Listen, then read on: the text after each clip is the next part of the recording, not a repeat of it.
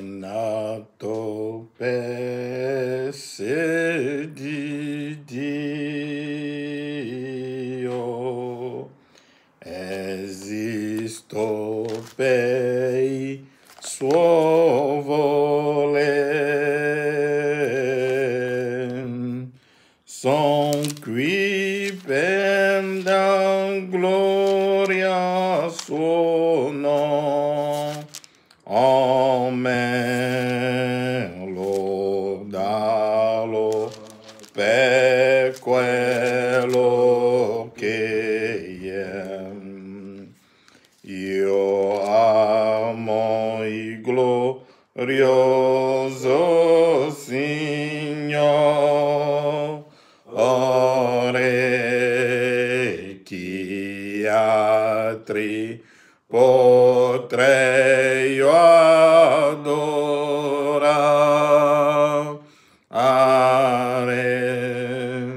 È Lui che mi dona la vita e a Lui io dono il mio cuore. È Lui che mi dona la vita e a Lui io dono il mio cuore. Son nato se di Dio,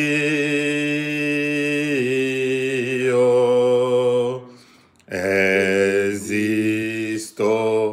per il suo voler,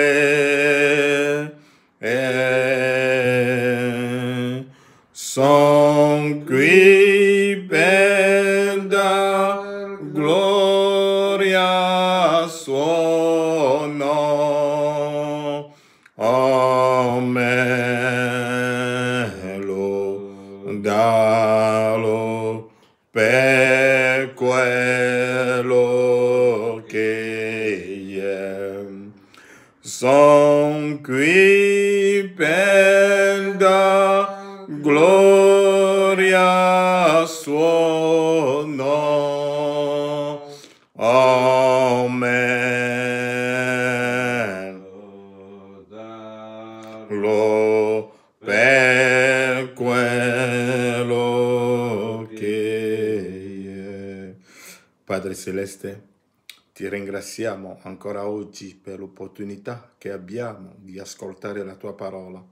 Padre, l'atmosfera è già nelle tue mani e sappiamo che la tua presenza è qui per impartire alle nostre anime il pane che tu hai preparato per noi oggi, perché ti è stato chiesto quando hai camminato sulla terra, hai insegnato ai tuoi discepoli a pregare e hai detto a loro: quando pregate dite che il tuo regno venga e che dati il pane quotidiano.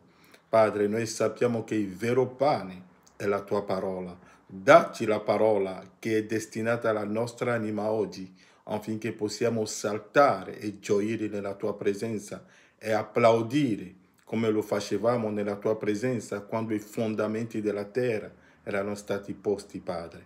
Accordalo mentre te lo chiediamo nel nome di Gesù Cristo. Amen. Leggeremo nel libro di Giosuè. Prendiamo nel libro di Giosuè. Leggiamo dal Giosuè capitolo 5. Leggiamo dal versetto 9. Giosuè 5 dal versetto 9. E vediamo un po' che cosa dice la scrittura.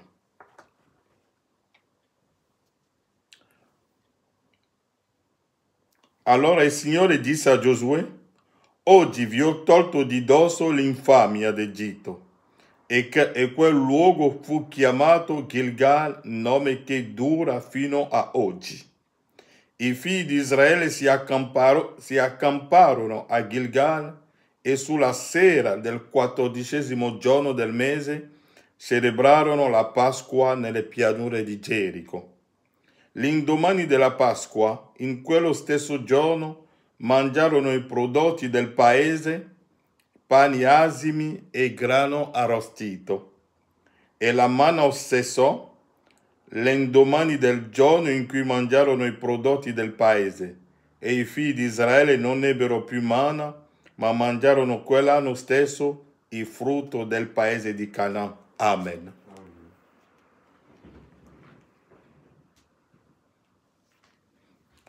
Allora, il mio soggetto, stavo predicando sul giorno e la notte, ma questa domenica ho detto prendo un altro soggetto e poi con magari nella prossima domenica, se Dio mi dà la forza, prenderò una lavagna sul quale voglio ben dimostrare questo soggetto.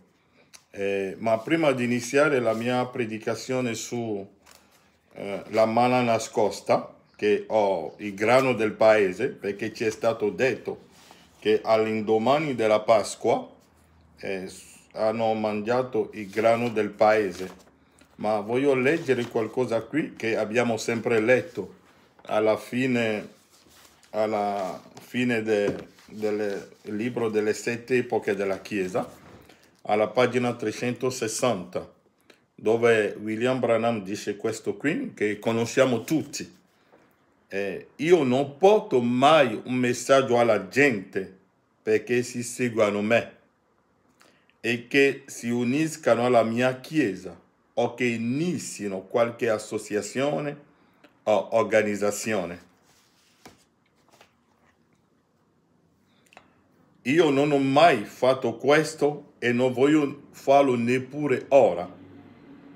Io non ho interesse in queste cose, ma ho interesse nelle cose di Dio e della gente. E se io riesco a realizzare semplicemente una cosa, allora sono soddisfatto. Questa cosa è di vedere instaurata una vera relazione spirituale tra Dio e gli uomini. William Branham dice, lui vuole realizzare solo una cosa, e questo deve essere lo scopo di ogni predicatore, e di far sì che ogni uomo, ogni donna possa avere una relazione spirituale con Dio stesso, una relazione spirituale con lo Spirito Santo stesso, ovvero l'uomo può intendere o sentire la voce dello Spirito Santo che gli parla e che gli rivela la sua parola. Dunque William Branham dice, io non ho interesse in queste cose, ma se riesco, ho interesse nelle cose di Dio e della gente. E se io riesco a realizzare semplicemente una cosa, allora sono soddisfatto. Questa cosa è di vedere instaurata una vera relazione spirituale tra Dio e gli uomini, nella quale gli uomini diventano nuove creature in Cristo, ripiene dal suo spirito, non dallo spirito di un predicatore o di un pastore, ma dallo Spirito Santo, ripiene dal suo spirito e vivano secondo la sua parola, non vivendo secondo il pensiero di un predicatore. È per questo che abbiamo sempre insistito su un affare, che quando Dio vi rivela la sua parola, è vero che possiamo parlare, discutere quando siamo seduti essendo tutti fratelli, perché viviamo nel regno dei primogeniti. Siamo in un regno che non c'è uno sopra l'altro, e quello che ho sempre detto, quello che faccio io è un dono, ma tutti noi non abbiamo lo stesso dono. Ma siamo tutti fratelli, viviamo nel regno dei primogeniti, come ha detto Paolo nella Bibbia, e il regno dei primogeniti. Voi vedete che è stato detto a William Marion Branham, quando Branham è andato nella sesta dimensione e che avevi e che aveva incontrato dei fratelli là. Sto cercando questa scrittura dove lui parla, dice lui è stato detto: sulla terra tu eri un capo, sulla terra, ma non nel regno, perché nel regno siamo tutti uguali. Perché se voi leggete, sulla terra lui era un profeta, era un capo per portare la gente, ma nel regno siamo tutti uguali. E per questo che Paolo ha detto nel libro degli Ebrei, capitolo 2, che colui che salva e coloro che sono salvati provengono tutti da uno, veniamo dalla stessa fonte, solo che quando siamo venuti sulla terra abbiamo preso una posizione inferiore. Alcuni sono alzati, alcuni sono bassi, affinché uno può portare l'altro all'altro, ma nel regno siamo tutti uguali, non c'è uno sopra l'altro. Paolo l'ha detto nel libro degli Ebrei, so che voi conoscete questa scrittura, ma lo possiamo anche leggere. Ebrei capitolo 2 o capitolo 1, perché sono delle cose che vengono man mano che andiamo avanti, nel libro degli Ebrei. E Paolo dice: e colui che salva e coloro che sono salvati provengono da tutti da uno. Vediamo un po' se trovo questa scrittura.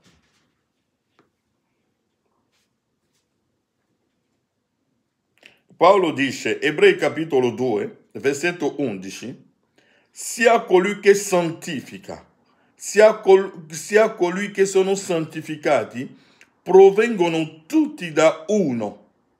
Veniamo tutti dalla stessa fonte, sia Gesù che noi, veniamo dalla stessa fonte, veniamo dalla fonte eterna, veniamo da Elohim, non abbiamo mai avuto inizio e non avremo mai fine. Siamo venuti dalla fonte Elohim. Solo che quando siamo venuti sulla terra, William Branham dice nell'opuscolo Chi è Melchisedec, che quando siamo venuti sulla terra abbiamo passato oltre la nostra teofania, ma Gesù è venuto con la sua teofania e per questo che Gesù non poteva cadere e per questo che Gesù conosceva già tutto il piano.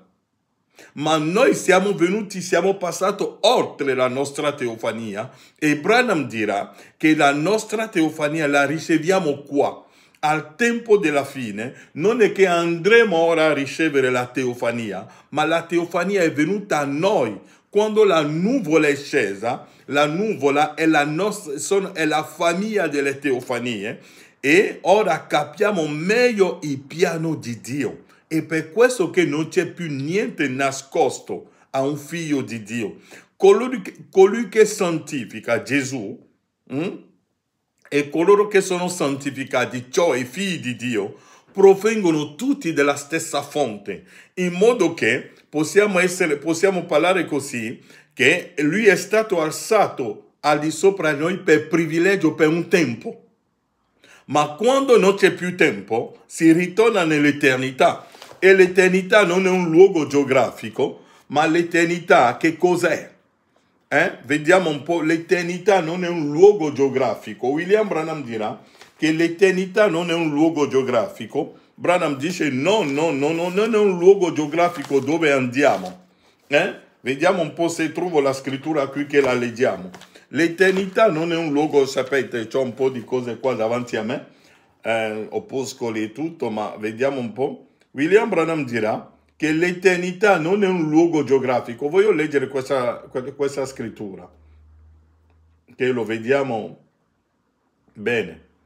William Branham dirà l'eternità non è un luogo geografico dove andiamo, ma è una persona e tutte queste cose qua le dobbiamo mettere chiaro, perché dobbiamo metterlo in chiaro. William Branham dice mi stupisce e anche oggi è un linguaggio che usiamo spesso,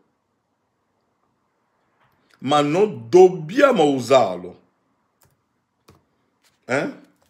non dobbiamo usarlo, non è un linguaggio che dobbiamo usare, non è un linguaggio che viene, ma diciamo andiamo nella vita eterna. La vita eterna non è un luogo geografico, la vita eterna è la persona di Dio stesso. Dio è eterno. Dunque è la vita di Cristo in noi.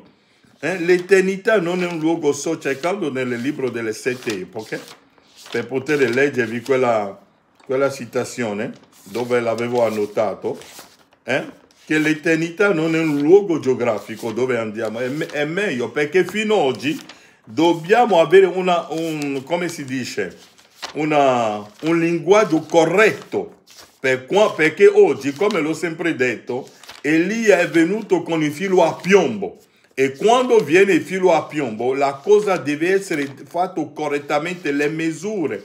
Sapete che quando i muratori lavorano, devono avere il filo a piombo affinché la cosa sia fatta correttamente, affinché la cosa sia fatta nel modo giusto.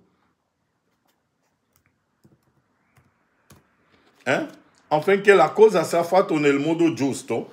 Dunque, William Branham dice, il mio scopo è di far sì che la gente possa vedere Cristo. Sto prendendo questa citazione qui e so che lo troverò.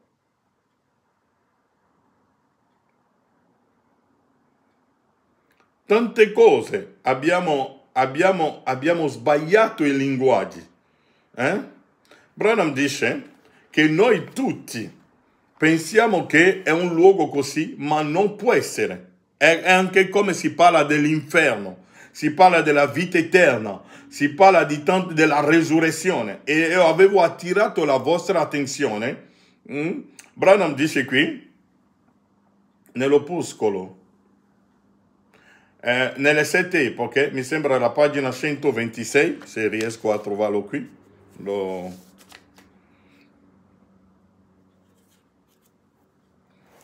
Bene, Branham dice qui, bene. Poi vi possono essere di quelli che dicono che vita eterna significa il benessere dei figlioli di Dio.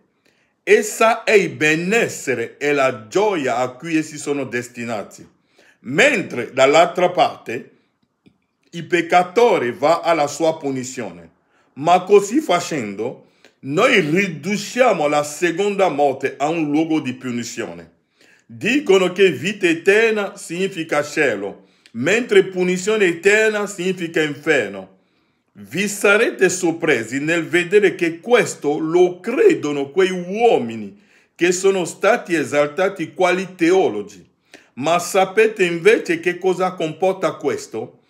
Questo fa sì che, anziché trattarsi di una persona, fa della vita eterna una questione geografica. Branham dice, anzi, questo fa sì che, anziché trattarsi di una persona, fa della vita eterna una questione geografica. La vita eterna è Dio, il Signore Gesù Cristo. Come può qualcuno credere a una simile cosa?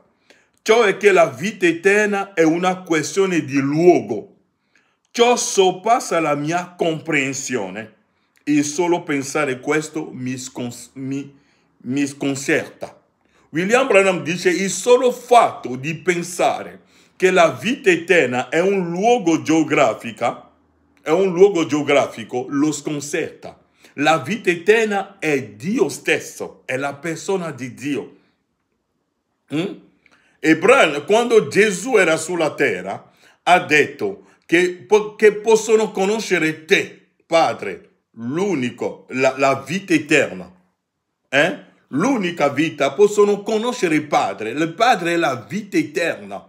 E la vita eterna è che non ha inizio e non ha fine. Dunque non abbiamo mai avuto inizio e non abbiamo mai avuto fine. È come un figlio che nasce sulla terra, ma prima che il figlio nasce sulla terra era nell'ombi del padre. aveva la stessa età come suo padre. Io sono venuto sulla terra lo stesso giorno in cui è nato mio padre. Ho camminato con lui, sono cresciuto con lui, ovunque lui è andato sono andato con lui. Poi un giorno ha trovato un campo che si chiama mia madre e su quel campo mi ha posto e io sono nato. Ma quando sono nato sulla terra, ho preso la posizione piccola e l'ho chiamato padre. Ma nella mente da sempre avevo la stessa età come lui. Solo che la mia nascita dopo ha fatto che io sono venuto nella forma inferiore. Ma se andiamo più indietro, ero sempre dentro di lui, abbiamo sempre camminato insieme. È la stessa cosa che è avvenuto nel regno di Dio. Eravamo sempre lì, nella fonte eterna, eravamo eterni, abbiamo sempre camminato con Dio, abbiamo sempre mangiato con Dio, che abbiamo costruito con Dio, i fondamenti della terra li abbiamo posti tutti. Quando parliamo di Dio, la parola Dio significa oggetto di adorazione, è un attributo del tempo, ma quando non sarà più tempo, l'attributo Dio non esisterà più, perché si ritorna Elohim. Elohim, colui che esiste per se stesso, Dio con la sua famiglia. E la famiglia di Dio non ha mai avuto inizio e non avrà mai fine. Perché oggi l'acqua che sgorga dal trono è un'acqua pura. Non c'è modo di dire qua. Dunque Paolo l'ha concluso nella Bibbia, nel regno dei primogeniti. Non c'è uno sopra l'altro. Dunque, siamo lì. Dunque Giosuè, quando hanno attraversato il Giordano, William Branham dirà che il Giordano significa la morte. E quando hanno attraversato il Giordano, sono arrivati nelle pianure di Gerico, è stato detto a Giosuè che ora devi prendere una pietra, un coltello di pietra, per fare che cosa? Per fare la circoncisione a tutti questi ragazzi che sono nati nel deserto. Perché tutti i ragazzi che sono nati nel deserto hanno mangiato la manna, ma non erano circoncisi. Noi sappiamo che la circoncisione è togliere la carne che c'è in più. E quando voi arrivate all'apertura dei sigilli, dovete togliere quello che c'è in più. Dovete togliere tutto quello che avete ricevuto in più nel deserto, perché avete attraversato un deserto lungo. E il deserto, William Branham dirà che sono le denominazioni. Potete leggerlo sempre nelle 7 epoche della Chiesa. William Branham dirà che Giovanni ha gridato nel deserto delle chiese, nel deserto delle denominazioni. Sto cercando tutte quelle scritture per leggervelo, perché sono delle cose che ho letto nel libro delle 7 epoche, dove William Branham parla che Giovanni ha parlato nel deserto delle denominazioni. Dunque il deserto sono le denominazioni. Il mio scopo è di leggere tutte queste cose qua, perché siamo arrivati al punto in cui dobbiamo, Branham dice qui, nella pagina 332 delle 7 epoche, è un libro molto importante questo libro, perché William Branham l'ha chiamato il libro risposta. Ha detto tutte le cose che voi non trovate negli opuscoli, prendete questo libro, lo troverò qui. E come l'ho sempre detto, è nel libro delle 7 epoche che William Branham ha detto che il rapimento ha avuto luogo nel quarto sigillo. Il quarto sigillo è già adempiuto, è già una storia. Dunque, William Branham dice qui, pagina 32. Quando i ragazzi hanno attraversato il deserto, che cosa significa il deserto? Voi sapete che il deserto è un luogo in cui non piove. Sappiamo che la pioggia è lo Spirito Santo. Hanno attraversato un deserto. E Branham dice, Branham dice qui, io riprendo e castigo tutti quelli che io amo. Abbi dunque zelo e ravvediti. Apocalisse 3,19. Questo è il medesimo messaggio che aveva Giovanni, quando in quel deserto religioso dei farisei sadducei e pagani e gli gridò ravvedetevi. È un deserto religioso. E oggi voi pure avete attraversato un deserto religioso. E che cosa predicavano i farisei all'epoca? Leggevano la legge di Mosè, leggevano il libro di Isaia, leggevano Malachia, dove Malachia ha detto a loro: un giorno il Signore stesso scenderà e entrerà nel suo tempio. E loro l'aspettavano così, ma hanno rinnegato quello che fa la forza. E per questo che domenica scorsa vi avevo letto quello che fa la forza della nostra fede. La forza della nostra fede non sono le guarigioni, non è la guarigione che tu preghi per qualcuno ed è guarito, no, non è questa la nostra forza. William Branham dice che la nostra forza sta, che voi potete avere una forma di pietà, potete essere un buon fratello, potete non mai mentire nella vostra vita, potete non mai prendere la moglie di qualcuno, potete non mai... Dunque potete non mai rubare, potete non mai commettere adulterio, ma se non avete la forza, perché quel giorno, come abbiamo letto qui, Giovanni ha gridato nel deserto religioso, ma all'epoca, in quel tempo, i farisei leggevano la legge di Mosè, aspettavano che Gesù scendesse per entrare nel tempio di Salomone, ma non avevano la rivelazione di che cosa è il tempio, non avevano la rivelazione di quello che si chiama l'agnello di Dio, non avevano la rivelazione di quello che si chiamava l'agnello, la tomba e tutte queste cose qua. E come oggi, quando parliamo della tomba, la gente si aspetta la tomba fisica. Ma se voi tornate al tempo di Gesù, la Bibbia ha detto che quando Gesù è risuscitato, che cosa è successo? Che i morti sono usciti dalle tombe. Ma se voi andate a Gerusalemme oggi, c'è ancora la tomba di Davide, c'è ancora la tomba di Rebecca, c'è ancora la tomba di Giuseppe, tutte le tombe sono ancora lì. Vuole dire che non è la tomba fisica che si è aperta, ma è un linguaggio spirituale, sono dei principi spirituali. E oggi la tomba, quando Branham è venuto oggi, ci ha detto che la tomba, che cos'è? Ci ha detto che la tomba oggi non è più la tomba fisica, ma la tomba sono le chiese. E quando Branham parla della morte, che cosa significa la morte oggi? Perché bisogna, Paolo dice, rinnegano quello che ne fa la forza. Quando parliamo della morte oggi, noi pensiamo che la morte oggi, sto cercando una citazione qui, perché ho detto che oggi voglio leggere un po', nell'opuscolo Shalom, Branham ci ha spiegato che cos'è la morte oggi. Che cos'è la morte oggi? Perché oggi noi cerchiamo la morte, che cos'è?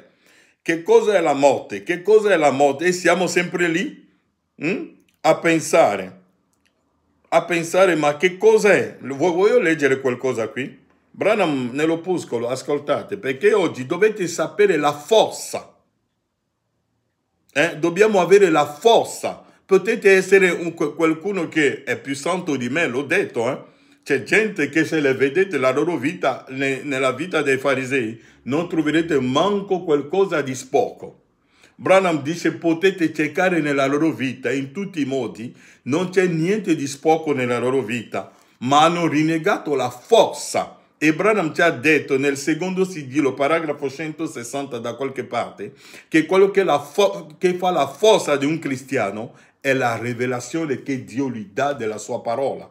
E noi l'abbiamo letto l'altra volta, dove l'ho letto. Branham dice, paragrafo 106, Branham dice, secondo sigillo, testati di mente elevata, sapienza, vedete, scaltra, intelligente, avendo una forma di pietà. Dicono, io vado in chiesa, io sono un pastore. Dovremmo andare in chiesa avendo una forma di pietà, ma negando le rivelazioni. E la rivelazione di che giorno? Di oggi. Branham dice qui, nell'opuscolo Shalom, predicato il 1° dicembre 64, Branham parla di un fratello.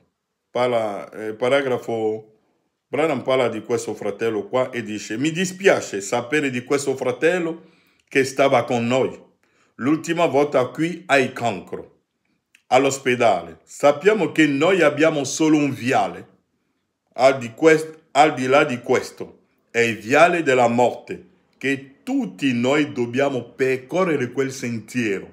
Tutti noi.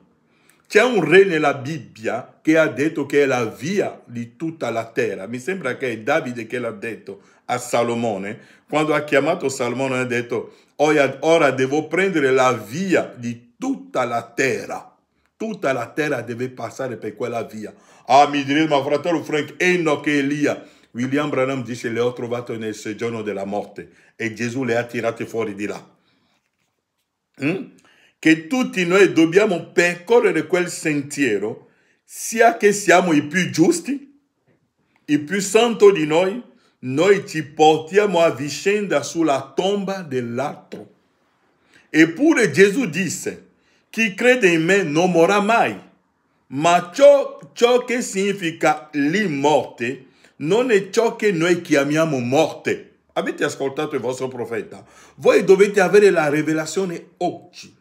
Paolo ha detto: la fede viene dall'udire, e Branham l'ha interpretato. La fede viene dall'udire che cosa? La rivelazione del vostro giorno. Rileggiamo ancora, fratello Branham. Mi dispiace sapere di questo fratello che stava con noi l'ultima volta qui, che è il cancro all'ospedale. Sappiamo che noi abbiamo solo un viale al di là di questo, ed è il viale della morte. Che tutti noi dobbiamo percorrere quel sentiero. Tutti noi lo percorreremo.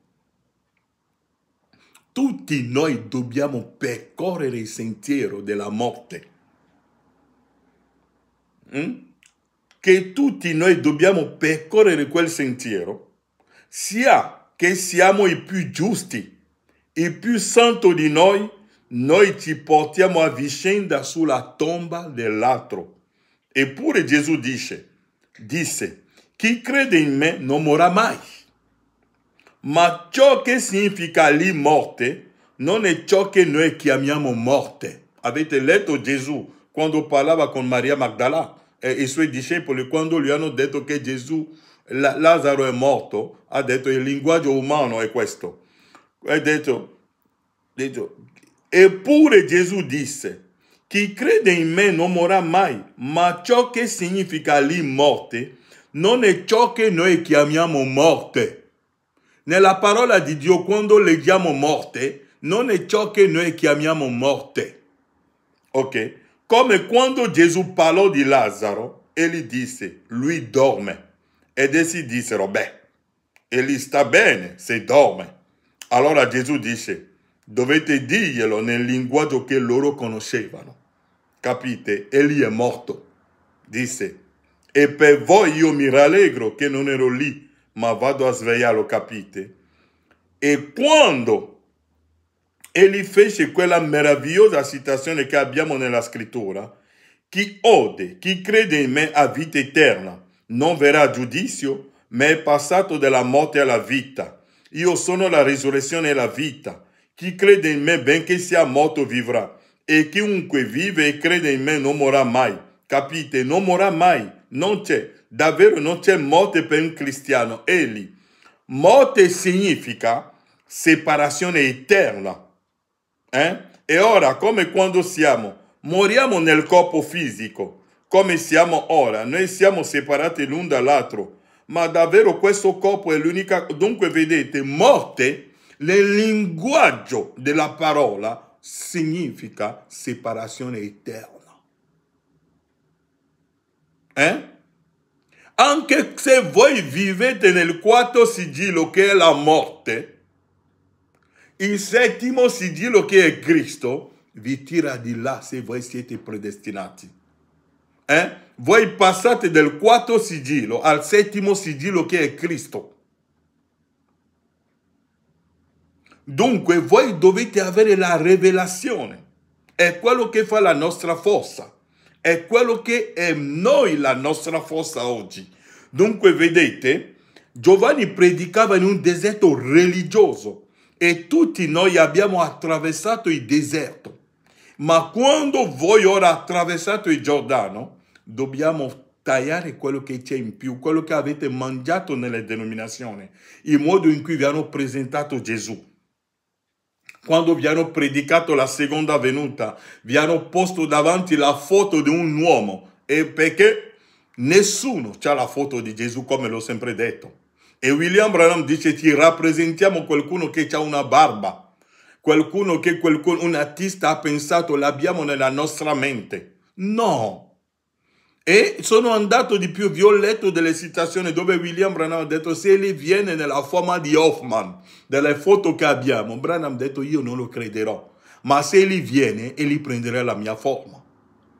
E vi ho letto anche Paolo ti aveva avvertito nel libro dei Tessalonicesi: fratelli, questo è per ricordarvi, non lasciate, noi viviamo nel tempo in cui dobbiamo avere la rivelazione perfetta, perché nel libro di Apocalisse 22 ci è stato detto che l'acqua che sgorgava dal trono è un'acqua pura, e sappiamo che il trono non è una sedia. Sappiamo che il trono di Dio è un uomo, è un profeta, e l'acqua che usciva dall'ultimo trono che Dio ha usato per noi, cioè William Marion Branham, è un'acqua pura. Cioè la parola chiara, rivelata pienamente. Potete leggerlo nell'Apocalisse 22, dove è scritto, vediamo un po', l'acqua che sgorga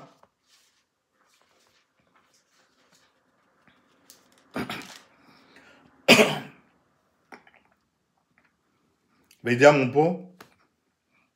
Paragrafo, Apocalisse 22 è detto: poi mi mostrò il fiume dell'acqua della vita, limpido come cristallo, che scaturiva dal trono di Dio e dell'agnello. L'acqua che scaturiva dal trono di Dio e dell'agnello è un'acqua pura e limpido.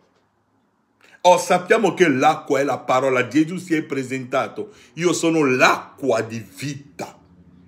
E sappiamo che Gesù è la parola. Cioè la rivelazione oggi deve essere chiara, non deve essere più qualcosa che deve essere, no, non è chiaro. Tutto è chiaro oggi, tutto deve essere chiaro oggi, tutto. Non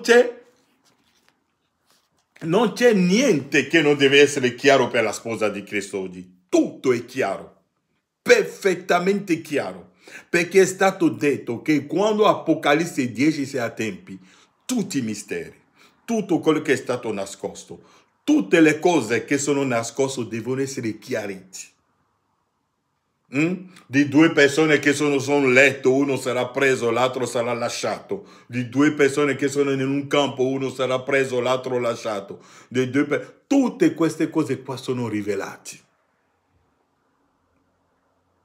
Perché quando voi leggete nella vostra Bibbia di due persone che sono su un letto, uno sarà preso, l'altro sarà lasciato, loro pensano che sta parlando di marito e moglie. No, non è questo. Leggete William Marion Branham. Leggete per sapere quelle due persone chi sono. Di due persone che sono in un campo. Nel campo, nel regno di Dio, nella parola di Dio, un campo che cosa significa? Quando egli ha mandato l'invito, l'altro ha detto: no, io mi sono appena sposato, non posso venire. Allora qualcuno pensa che è un uomo che si è sposato di fresco. No, è una parabola. E bisogna capire il linguaggio delle parabole oggi. Dovete avere la forza della vostra pietà, perché se voi siete come Caiafa, una vita santa, ma rinnegando le rivelazioni, voi non vedrete Dio. La donna samaritana era sporca, ma aveva la rivelazione. Dunque quello che avete preso in più, Giosuè prima di farle mangiare il grano del paese ha dovuto fare la circoncisione. E la circoncisione oggi la gente non la vuole fare. La gente vuole rimanere con il bagaglio che li ha preso nel deserto religioso delle denominazioni e l'hanno portato nel messaggio. Ma William Branham ha detto: bruciate tutta la manna pentecostale. Bruciate la manna pentecostale. Bruciate. era buono per quel giorno, ma non è più buono per oggi. A ogni giorno la sua manna. Se la manna di ieri lo portate qui, non funzionerà, è già pieno di vermi. Non portate la manna laodiceana. Branham era il messaggero di Laodicea e Dio l'ha usato anche per traghettare la sposa nell'epoca eterna.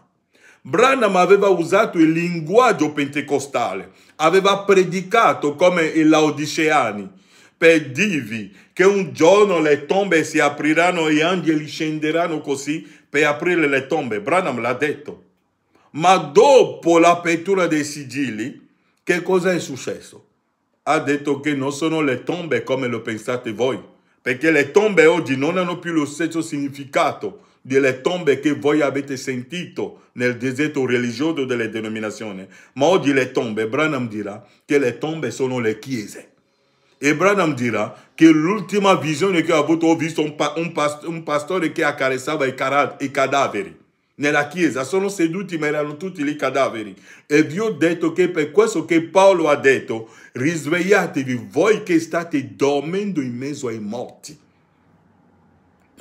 Ci sono dei figli di Dio che sono seduti in quelle chiese lì e loro stanno dormendo, non sono morti, perché morto significa separazione eterna.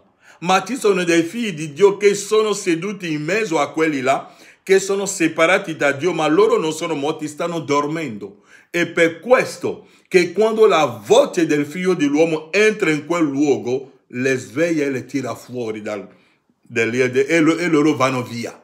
E quando vanno via i pastori si arrabbiano e cominciano a maledirvi. Se voi andate via dalla mia chiesa, voi morirete.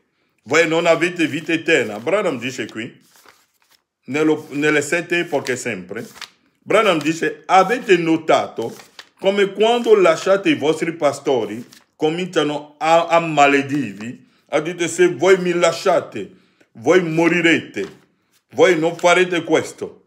Vediamo un po' se lo trovo. Che Branham l'ha parlato, ha detto: avete mai notato come i falsi pastori malediscono la gente che le lascia? Quando voi andate via è lì che si arrabbiano. No, se voi andate via dalla mia chiesa, voi vi perderete. Voi farete questo. Voi farete questo. E Branham l'aveva già previsto, che tutte queste cose qua arriveranno. E quando vedete un uomo che si comporta così, dimenticatelo. Perché un figlio di Dio non si può mai perdere. Sto cercando quella citazione qui nelle 7 epoche. Branham dice qui, pagina 309, avete mai notato come le persone che sviano altri li legano strettamente a se stessi tramite la paura? Se vi vedete un pastore che vi fa paura, dimenticatelo, non è un servitore di Dio. Avete mai notato come le persone che sviano altri li legano strettamente a se stessi tramite la paura? Essi dicono che se la gente non fa quello che loro dicono, oppure se essi se ne vanno, allora la sventura li inseguirà. Essi sono falsi profeti.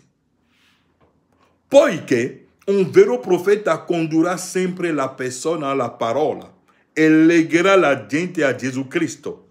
Egli non dirà mai al popolo di avere paura di lui o di ciò che egli dice, bensì dirà di temere ciò che dice la parola. Notate come questa gente miri al denaro allo stesso modo di Giuda. Essi cercano di convincerti a vendere tutto quello che hai e darlo a loro per i loro progetti. Essi spendono più tempo a chiedere offerte che non per la parola. Dunque, se vedete un predicatore che vi fa così, dimenticatelo. Dunque Giosuè Dopo che quei ragazzi, leggiamo un po' qualcosa, sì? Sempre nel libro di Giosuè, e vedete un po', perché la parola è perfetta. Prima di mangiare la vera, il grano del paese, dovete uscire dal deserto religioso, dovete dimenticare il deserto, perché quelli là, i vostri genitori, sono morti nel deserto, ma voi che siete arrivati nella presenza di Giosuè, e Giosuè è lo Spirito Santo, il messaggero del tempo della fine. Quando voi venite lì, dovete mangiare correttamente. Leggiamo Giosuè capitolo 5. Qualcosa voglio attirare i vostri dal versetto 2. È un soggetto che abbiamo già trattato una volta. In quel tempo il Signore disse a Giosuè: fatti dei coltelli di pietra e torna di nuovo a circoncidere i figli di Israele. Dei coltelli di pietra. Sappiamo che la pietra è la rivelazione, perché questa volta non è più qualcosa di scherzare, no. Ora non uccidiamo più fisicamente, ma spiritualmente con la parola di Dio. E Giosuè si fece dei coltelli di pietra e si concisi i figli di Israele sul colle di Aralot. Questo fu il motivo per cui li si concisi. Tutti i maschi del popolo uscito dall'Egitto, cioè tutti gli uomini di guerra, erano morti nel deserto durante il viaggio dopo essere usciti dall'Egitto. Tutto il popolo uscito dall'Egitto era circonciso, ma durante il viaggio dopo l'uscita dall'Egitto non erano stati circoncisi. Tutti quelli che sono nati nel deserto non sono stati circoncisi, ma devono entrare sulla terra promessa. E Dio ha detto: ora dovete circoncidere. Dovevano dimenticare tutte quelle che i padri hanno detto prima. Tagliate l'interpretazione pentecostale della parola e venite nella presenza di Cristo. Adorate Cristo. Non abbiate paura. Ah, se io non faccio questo mi perderò. Non vi perderete. Perché chi si perde vuole dire che non era nella presenza di Dio prima della fondazione del mondo. Ora cerchiamo un po' di leggere. Cercherò di prendere il mio soggetto. Nella pagina, voglio leggere un po' qualcosa qui. Nella pagina 195 delle 7 epoche. Ecco, ora tocco il mio soggetto per i prossimi 10 minuti e poi mi fermo. Ma il mio soggetto sarà di leggere, voglio leggere. Branham dice qui, pagina 195, sì, io posso ben vedere che Dio darà una speciale ricompensa ai suoi messaggeri, i quali hanno adempiuto fedelmente la responsabilità che egli aveva posta su di loro. Se essi hanno ricevuto la rivelazione della parola per quella epoca e l'hanno nel loro giorno predicata fedelmente e vissero ciò che predicarono, essi riceveranno una grande ricompensa.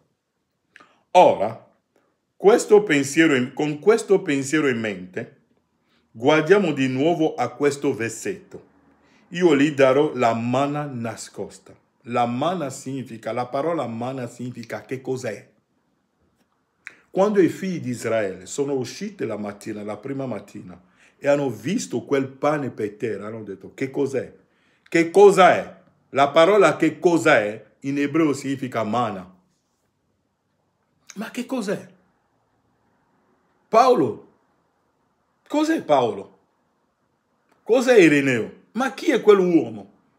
Ma alla fine delle epoche abbiamo capito che Paolo era il primo messaggero, Ireneo, Martino sono dei messaggeri. Ma la gente dell'epoca ha detto: ma che cos'è? Cos'è? Manna significa la parola manna. Manna. Cos'è? Con questo pensiero in mente, guardiamo di nuovo a questo versetto. Io gli darò la manna nascosta. Noi tutti sappiamo che la manna è il cibo degli angeli. Dunque, durante le 7 epoche della Chiesa, abbiamo avuto 7 angeli, da Paolo a Branham, che ci hanno portato i pani degli angeli, il cibo degli angeli. Gli angeli sono creati, ma noi siamo degli esseri eterni. E per questo, che per riportarci a casa, ci vuole il pane eterno, ci vuole qualcosa che va al di là della manna, qualcosa che va al di là del pane degli angeli, qualcosa che va al di là di quello che noi chiamiamo il pane degli angeli, la manna. Dobbiamo andare al di là di quello che hanno predicato i messaggeri, perché Paolo ha detto ci sono delle cose che io stesso non capisco e aspetto. Ora, noi tutti sappiamo che la manna era il cibo degli angeli. Essa era ciò che Dio fece scendere sull'erba per Israele durante il tempo del suo pellegrinaggio.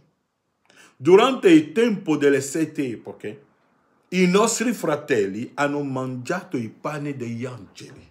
Hanno mangiato il pane, la predicazione, la rivelazione che Paolo aveva, la rivelazione che il messaggero Branham aveva, l'avevano mangiato.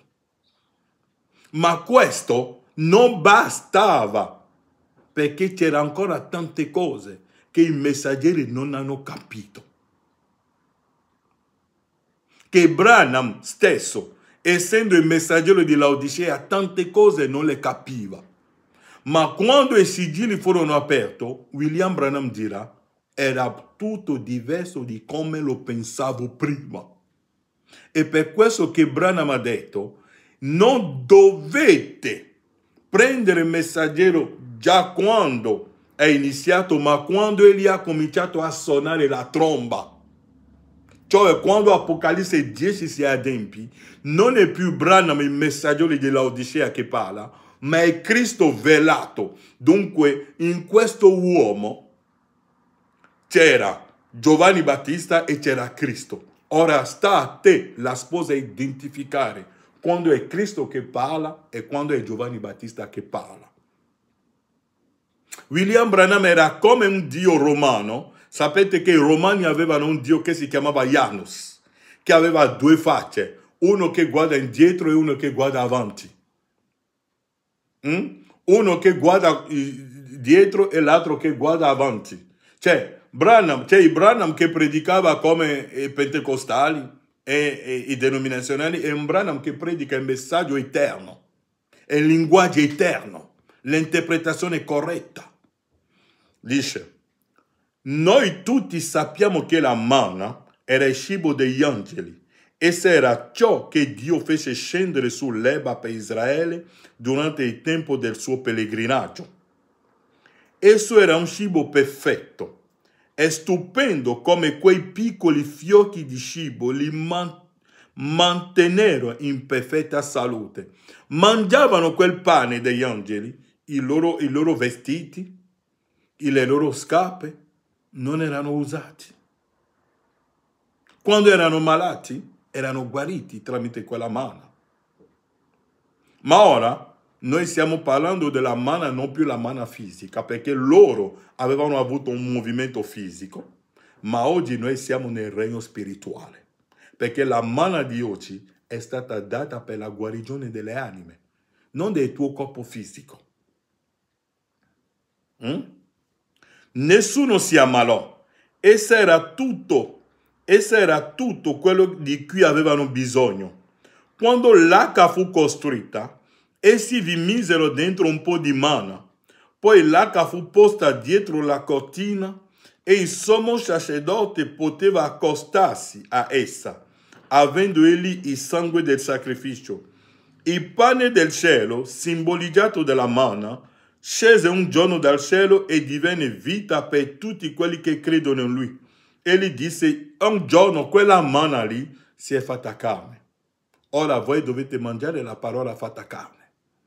Ma questo non significa che dovete andare a cercare un coltello per trovare Gesù e tagliare la sua carne per mangiare. La carne è la parola rivelata del tuo giorno, cioè l'interpretazione del tuo giorno. Egli disse, io sono il pane della vita, io sono il pane vivente che è disceso dal cielo. Chiunque mangia di questo pane vivrà per sempre. Quando egli andò via, egli ci lasciò la sua parola. l'uomo non vive di solo pane, ma di ogni parola che procede dalla bocca di Dio. La sua parola era pane. Essa era la manna perfetta, la quale se un uomo vive di essa non morirà mai. Ma proprio dopo la morte dei padri, sembrava che nessuno conoscesse più l'esatta verità. E in breve tempo questa manna apparve come se fosse nascosta al popolo. Quando e poi si dice, ma Branham è andato via, come se siamo entrati in un deserto. Ognuno viene e ci riportano tutti indietro nella chiesa battista, nella chiesa pentecostale, ma non siamo più nel deserto, fratelli. Branham dice, in breve tempo, questa manna, ma proprio dopo la morte dei padri, sembrava che nessuno conoscesse più l'esatta verità. E in breve tempo questa manna apparve come se fosse nascosta al popolo.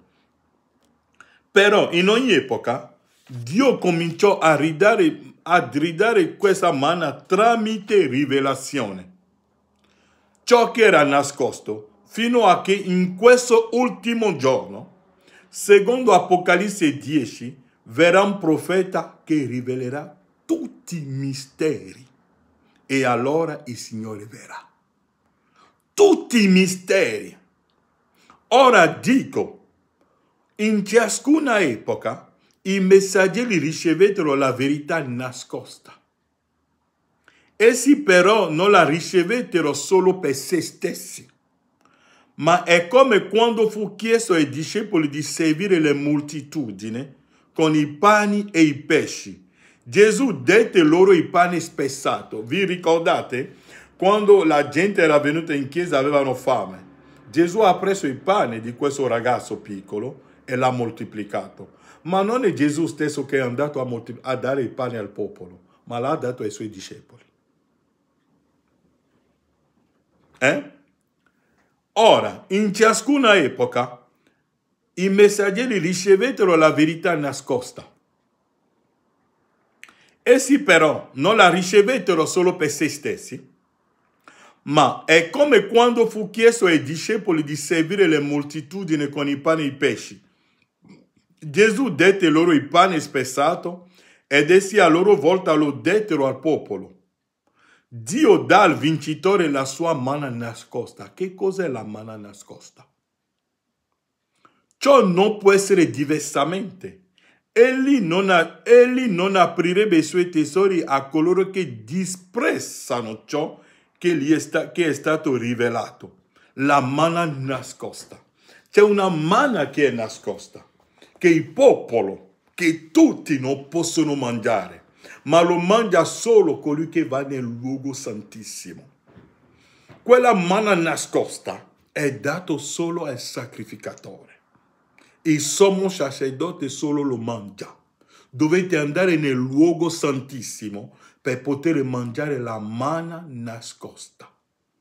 E la manna scendeva ogni giorno. Ma è stato detto a Mosè, prendi un po' di la manna e portalo nel luogo santissimo, nella mia presenza, che quella manna sia conservata lì. E quella manna, i vermi non escono dentro, e la manna è nella presenza di Dio. Ma tutti non la possono mangiare questa manna. Ma le altre manne, tutti lo possono mangiare. Ma la manna che sta nel luogo santissimo, nella presenza della Shekinah, della gloria della Shekinah, nella presenza di Dio stesso, non lo può mangiare, tutti non lo possono mangiare. Lo mangia solo il sommo sacerdote, che entra solo là una volta all'anno. E quella manna nascosta è Cristo, la parola rivelata. E tutti non la possono mangiare. Tutti possono vedere il mistero delle candelabri. E anche il mistero dei candelabri non tutti lo capiscono. Perché quando abbiamo fatto il disegno del luogo del tabernacolo, c'è il luogo santo, c'è il cortile, che tutti possono venire nel cortile. Ma nel luogo santo è lì che c'è il candelabro. Arrivano solo lì una classe di gente. tutti non vengono lì. Dunque tutti non possono capire il mistero del candelabro. Tutti non riescono a capire il mistero delle 7 epoche della Chiesa. E tutti non vanno anche nel luogo santissimo. C'è una classe di persone che va lì. Cioè sommo sacerdote Aarone, che va lì una volta all'anno. Ora, Giovanni si è trovato nel luogo santissimo e Giovanni rappresenta la sposa. E solo la sposa di Cristo può mangiare la manna nascosta. Solo la sposa di Cristo può capire la mente di Cristo. Solo la sposa di Cristo può accettare la rivelazione di quello che stiamo parlando. Solo la sposa può capire che le tombe di cui stiamo parlando non sono le tombe che sono nei cimiteri. E oggi quando andate nei cimiteri fisici ci sono i guardiani delle tombe che vigilano sulle tombe, che puliscono le tombe, che puliscono, come sapete che nelle cimiteri ci sono delle viale, no? E puliscono, la gente viene a scendere lì i candelabri. Ci sono i guardiani dei cimiteri oggi che vigilano sulle tombe e quei guardiani sono i predicatori, i pastori che vigilano sulle chiese. È per questo che il nostro compito è di far volare, esplodere le chiese. Dobbiamo mettere le bombe atomiche nelle chiese affinché esplodono e che i figli di Dio escono di là. Perché Paolo faceva esplodere le tombe nel suo giorno. Branham dice nell'opuscolo, come si chiama il titolo? Signore, questa è l'ora. Ha detto che Paolo andava in giro per fare esplodere le sinagoghe. E Branham dice questo deve essere il compito di ogni figlio di Dio. Fare esplodere le sinagoghe affinché i figli di Dio escono di là. Le tombe, le chiese. La manna nascosta lo mangia solo la sposa.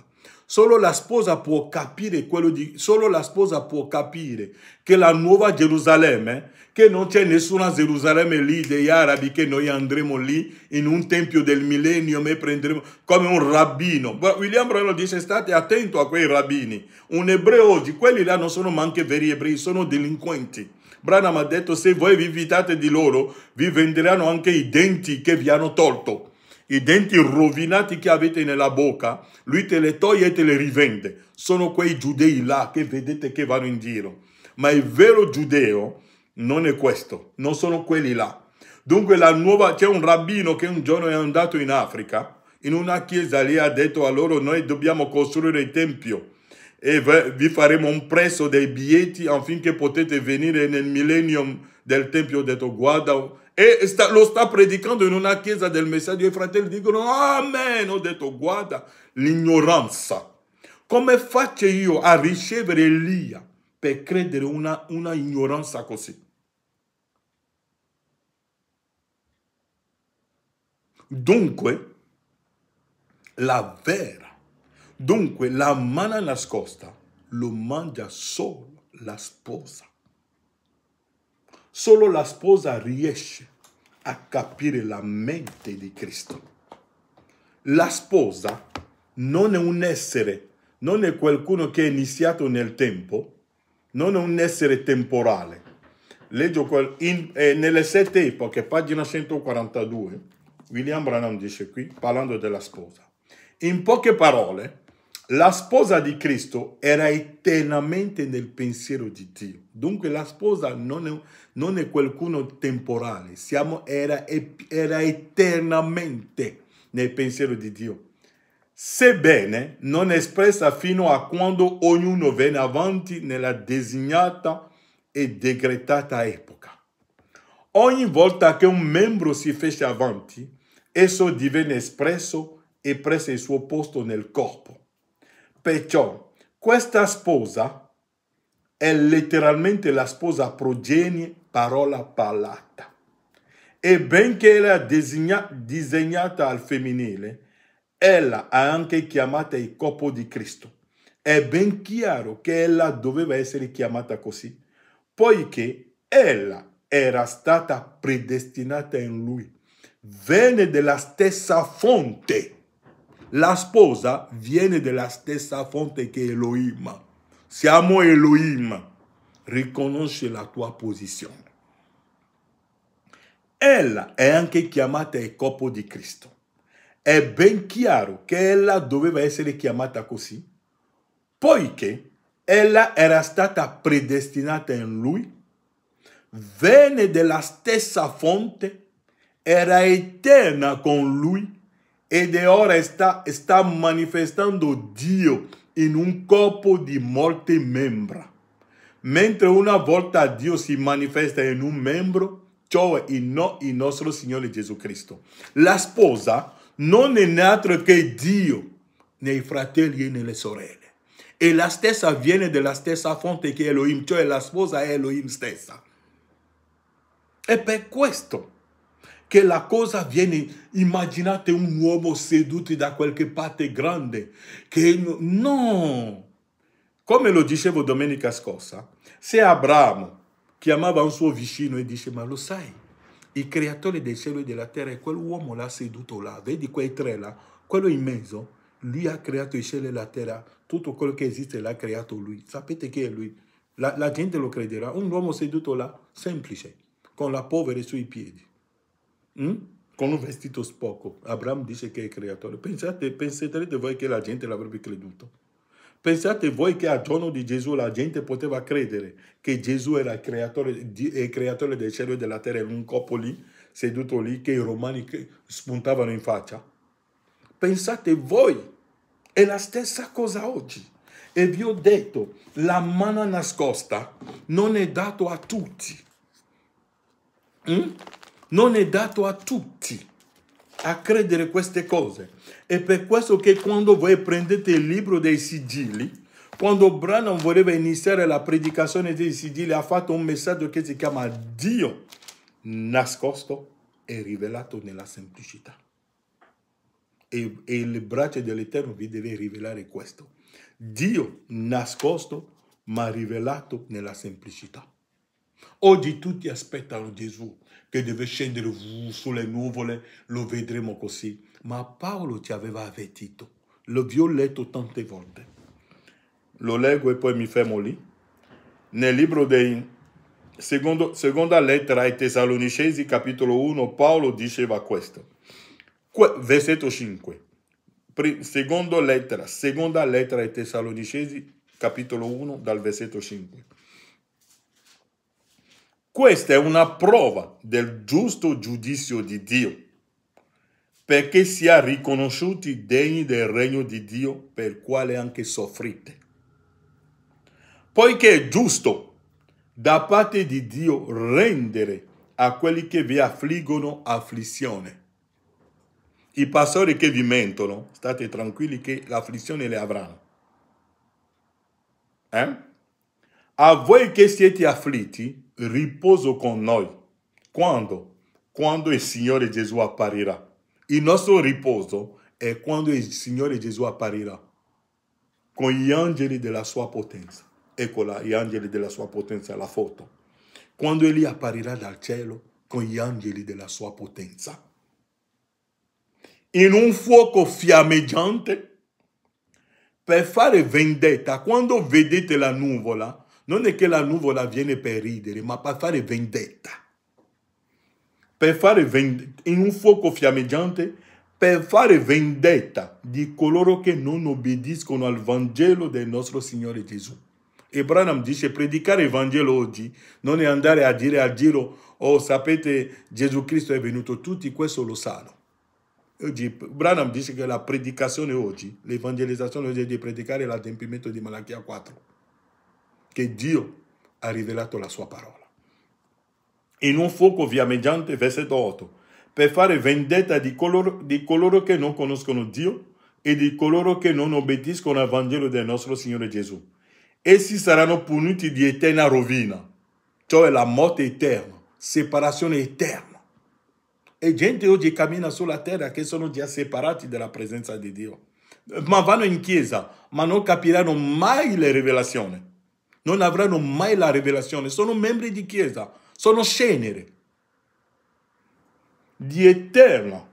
Saranno puniti di eterna rovina, respinti dalla presenza del Signore e della gloria della sua potenza, quando verrà per essere in quel giorno glorificato dove? nei suoi santi. È ammirato. E quando parliamo dei santi, noi non parliamo delle persone che sono morti. Sono le cattoliche i cattolici che pensano che i santi sono quelli che sono morti. Ma noi i santi, Paolo scriveva ai santi che sono a Efeso, sono persone viventi. Dunque se volete vedere Gesù oggi, cercate un fratello, una sorella. Glorificato nei suoi santi e ammirato in tutti quelli che hanno creduto. Dunque per ammirare Gesù oggi, cercate le persone che hanno creduto il messaggio di fratello Branham. Ma non Branham quando era messaggero di Laodicea, ma credere in Branham quando i sigilli sono aperti, il linguaggio dei sigilli. Dunque, uscite dal deserto religioso, finite che vi diamo la circoncisione, cioè tagliamo gli insegnamenti che avete ricevuto di più nel deserto, le tagliamo. E ora potete mangiare il grano del paese. Ecco la manna nascosta, che la manna che è nel luogo santissimo. Se Branham dice una volta, quando voi entrate nel luogo santissimo, dove è la morte, ma oggi se non entrate è morte. Dovete osare, dovete entrare, dovete prendere la parola vera, dovete prendere la vera rivelazione. Dovete uscire e tagliare. Non è che lì un giorno sarà un trono e voi vedete un uomo seduto sopra e andremo ad adorarlo. No. No. L'adorazione è iniziata con gli angeli. Ma noi eravamo nell'essere e siamo noi che abbiamo creato gli angeli. Siamo noi che abbiamo creato la terra. Siamo noi che abbiamo creato il sole. È forte come dichiarazione, ma leggete Giobbe. Leggete. Branham dice, eravamo sempre nei suoi pensieri eterni. Quando i fondamenti della terra stavano facendo, eravamo in lui, una persona unica che faceva tutto. È per questo che quando Gesù è stato visto sull'isola di Patmos, era la voce del fragore delle acque. Era una persona, ma dentro di lui c'erano tanti che parlavano. È come vi ho detto, che il più grande, quando Gesù è entrato nel cimitero, ha visto un uomo che si chiamava Legione, cioè tanti diavoli in lui. E abbiamo detto che il più grande legione che il mondo abbia mai conosciuto è Gesù stesso, perché in Gesù c'era la moltitudine di tutti i santi. Gesù pure era una legione. Che il Signore vi benedica. E inchiniamo i nostri capi. Padre Celeste, per noi è una grande gioia ascoltare la tua parola. Lascia, Padre, come l'ho sempre detto, che questa predicazione fatta a tratti possa portare un figlio di Dio a riconsiderare la Bibbia e gli opuscoli, a leggerlo con l'unzione di Cristo nella sua vita, perché ci è stato detto tramite il messaggero che la sua più grande predicazione è di portare la gente a avere un rapporto, una relazione con te, dove tu stesso ti riveli alla persona, tu ti metti nella vita della persona. Accordalo, Padre, dacci un po' di sollievo in questo corpo dove camminiamo ancora oggi, Padre. Aiutaci, Padre, guarisci gli ammalati che sono in mezzo a noi e con la gloria dello Spirito Santo possa guidare i nostri passi. Tutto questo te lo chiediamo nel nome di Gesù Cristo. Amen.